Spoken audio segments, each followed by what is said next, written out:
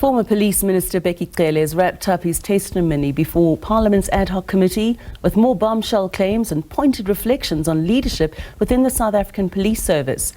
Former Police Commissioner of the Western Cape, Dr. Lennit Max, joins us now to share some insights into former Minister Bheki Cele's second day before the Ad Hoc Committee. Good evening and thank you for joining us here this evening. Good evening.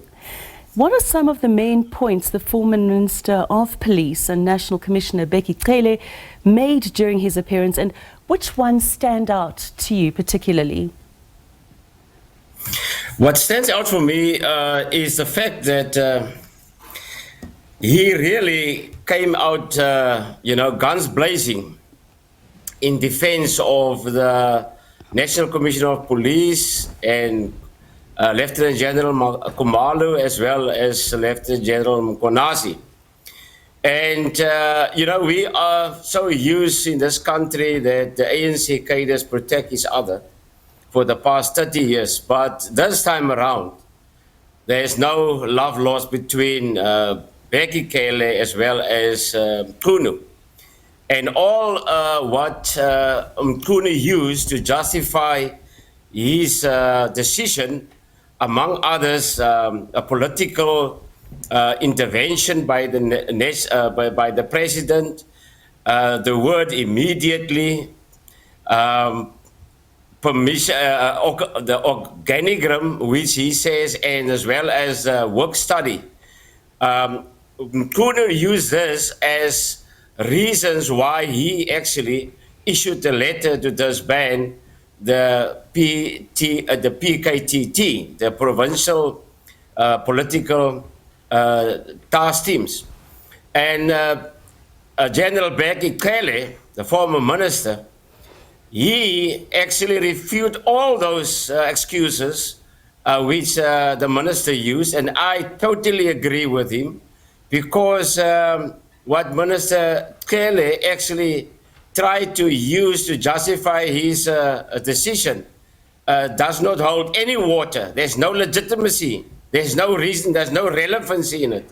And there's no rationale. So there is, according to my own opinion, a prima facie nexus between the infamous letter sent by the minister on the 31st of December 2024 and the action of Mr. Makotsi in disseminating that letter to certain individuals. General Mkonazi retracted allegations he made about Bheki Cele getting paid money from Matlala. What do you make of this retraction? Yeah, General Mkonazi very confidently stated that former Minister Bheki Cele received money because his bank account was in question in this particular investigation.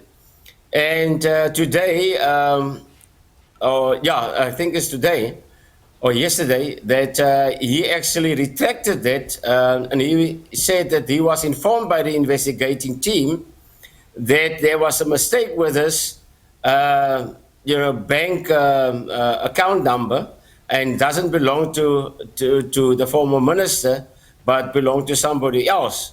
And General Bheki Cele, he accepted this apology, but the Ad Hoc Committee is totally correct in discussing this matter, that apology is not only acceptable to the former minister, but Lieutenant General Mkonazi made that statement in their platform in front of the Ad Hoc Committee.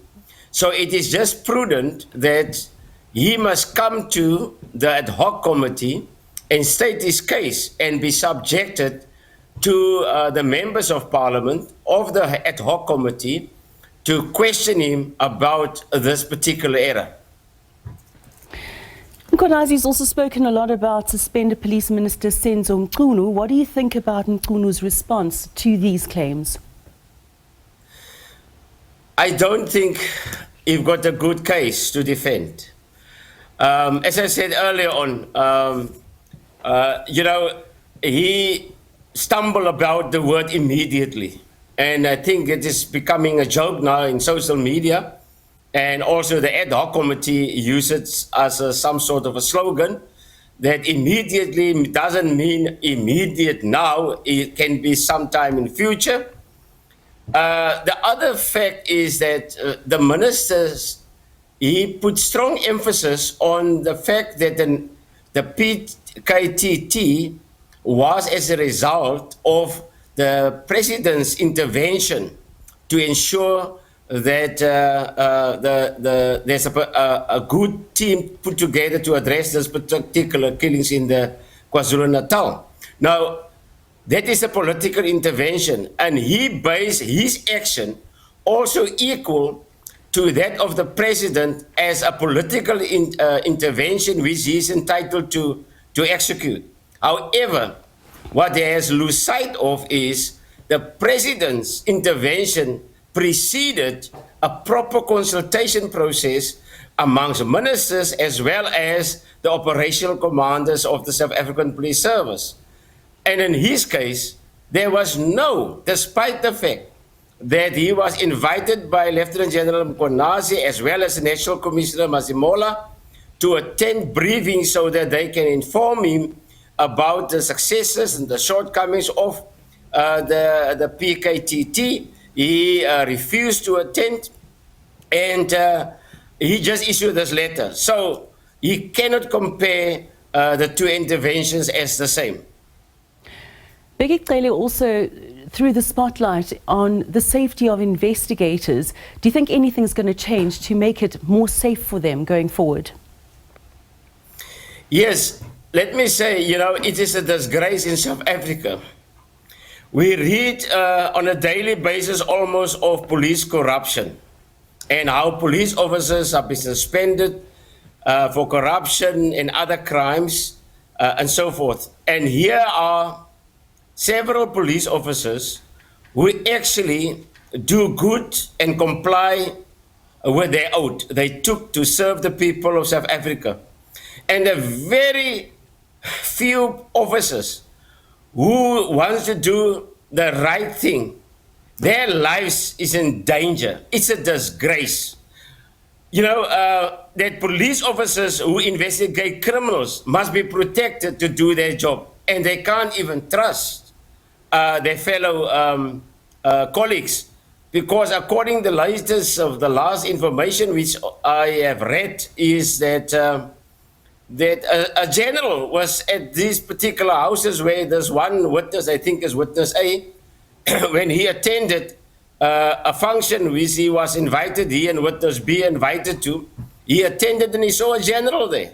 And this general made remarks of certain bribery monies available for the police officers. It is a total disgrace, and I agree with General Cele on the following. He said he fought, and he is of the view that government must put a very high priority on the criminal justice system and the structures of the criminal justice system in South Africa. And I am equally of the same view, because no investor wants to invest in a place which is infested with crime. We have to ensure that crime has been addressed and that the environment is conducive for investment so that we can create jobs in South Africa. I appreciate your time so much this evening. Thank you for joining us on the Late Edition. And that was former Police Commissioner of the Western Cape, Dr. Lennit Max.